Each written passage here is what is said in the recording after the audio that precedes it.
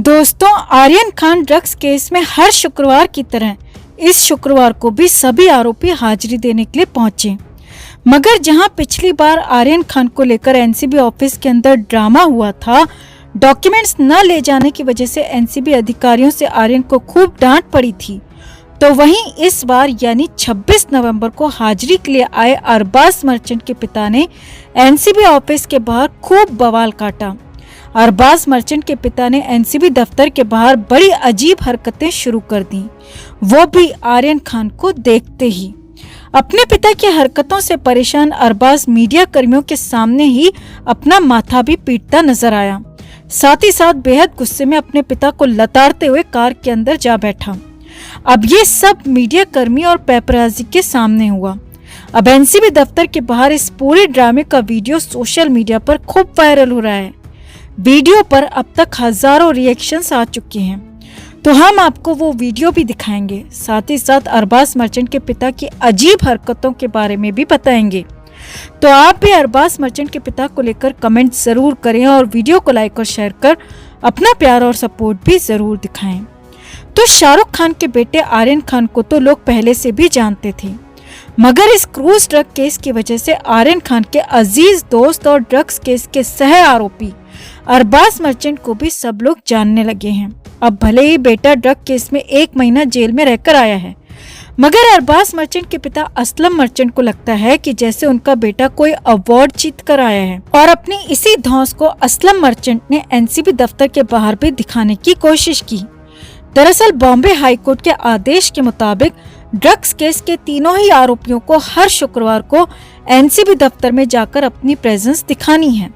लिहाजा तीनों आरोपी यानी आर्यन खान, अरबाज मर्चेंट और मुनमुन धामेचा एनसीबी ऑफिस पहुंचे। अब इस दौरान और तो सब ठीक रहा, मगर अरबाज मर्चेंट के वकील पिता बेहद अजीब हरकतें करते हुए कैमरे में कैद हो गए।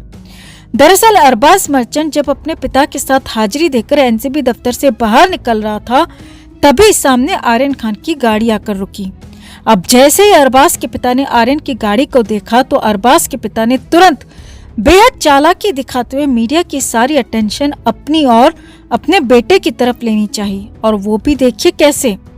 तो जैसे ही आर्यन गाड़ी से नीचे उतरने वाला था, अरबाज के पिता ने मीडिया कर्मियों के सामने रुककर पोज देने शुरू कर दिए और साथ ही साथ अपने बेटे और ड्रग के आरोपी अरबाज को फोर्स किया कि वो भी मीडिया के सामने पोज दे और फोटोज क्लिक करवाएं। अरबाज के पिता ने अपने चेहरे से मास्क हटाकर कई फोटोज क्लिक करवाई और अरबाज को भी ऐसा ही करने को कहा। अब अरबाज एक बार फोटो क्लिक करवाने के लिए रुक गया, मगर जब अरबाज के पिता ने कहा कि मास्क हटाकर स्माइलिंग पोज दो, तो अरबाज का माथा ठनक गया और वो अपना सिर पकड़ते हुए वहां से दूर हट गया। अब इस पर भी अरबाज के पिता काफी देर तक मीडिया कर्मियों के सामने हंसते रहे और फोटोज क्लिक करवाते रहे। वहीं उधर अरबाज अपने पिता की हरकतों से परेशान हो गया और पिता के हाथ को झटकते हुए बोला, स्टॉप इट डैड, और ऐसा कहकर वो सीधे अपनी कार में जाकर बैठ गया। इस दौरान अरबाज बेहद गुस्से में दिख रहा था, क्योंकि उसके पिता ने फुटेज खाने के लिए जो ड्रामा किया वो उसे कतई भी रास नहीं आ रहा था। अब बाप बेटे के इस ड्रामे की वजह से करीब 15 मिनट तक रास्ता बंद रहा और सिक्योरिटी ने आर्यन खान को कार से नीचे उतरने नहीं दिया। अब अरबाज के पिता असलम मर्चेंट वहां से हटे, तब उसके बाद ही आर्यन खान को कार से बाहर निकलने दिया और वो उसके बाद ही अपनी हाजिरी देने एनसीबी दफ्तर के अंदर जा पाया। अब अरबाज के पिता ने ये सब क्यों किया होगा वो आपको समझाते हैं। दरअसल अरबाज मर्चेंट के पिता पेशे से वकील हैं और अरबाज मर्चेंट के पिता ने ही अरबाज का केस भी लड़ा था। तो अरबाज के पिता को लगता है कि आर्यन खान तो बिना किसी फिल्म के ही हीरो बन बैठा है और अरबाज को भी आगे जाकर बॉलीवुड में ही करियर बनाना है। तो अरबाज के पिता ने ये सब कुछ जानबूझकर किया ताकि अरबाज भी लोगों की नजरों में और मीडिया कर्मियों के कैमरे में अटेंशन पा सके, क्योंकि ड्रग की वजह से बदनामी तो दोनों की बराबर हुई है, भले ही वो आर्यन खान हो या फिर अरबाज मर्चेंट। तो इसका फायदा सिर्फ आर्यन को ही क्यों मिले, अरबाज को भी मिलना चाहिए। पब्लिसिटी मेरे बेटे अरबाज को भी मिलनी चाहिए। शायद यही सब कुछ सोचकर अरबाज के पिता ने मीडिया के सामने वो फोटो सेशन वाला ड्रामा किया होगा। वैसे आपको क्या लगता है दोस्तों, अरबाज के पिता ने ये सब क्यों किया होगा? क्या वो आर्यन को नीचा दिखाना चाहते हैं या फिर अपने बेटे को आर्यन खान से बड़ा दिखाना चाहते हैं? आप भी अपनी राय कमेंट में जरूर रखें और वीडियो को लाइक और शेयर कर अपना प्यार और सपोर्ट भी जरूर दिखाएं। तो आर्यन खान जमानत पर बाहर हैं। हालांकि अभी केस खत्म नहीं हुआ है, मगर पहले बेल मिलने और फिर बेल ऑर्डर में हाई कोर्ट की टिप्पणी के बाद पूरा बॉलीवुड ये समझने लगा है कि आर्यन खान बेकसूर है, उसे फंसाया जा रहा है, क्योंकि कोर्ट ने भी कहा है कि आर्यन के खिलाफ साजिश का कोई सबूत नहीं है। अब हाई कोर्ट की टिप्पणी के बाद तो हताश और निराश हो चुके शाहरुख खान ने नई तैयारी कर ली और इसकी पूरी प्लानिंग शाहरुख के घर मन्नत में ही की गई।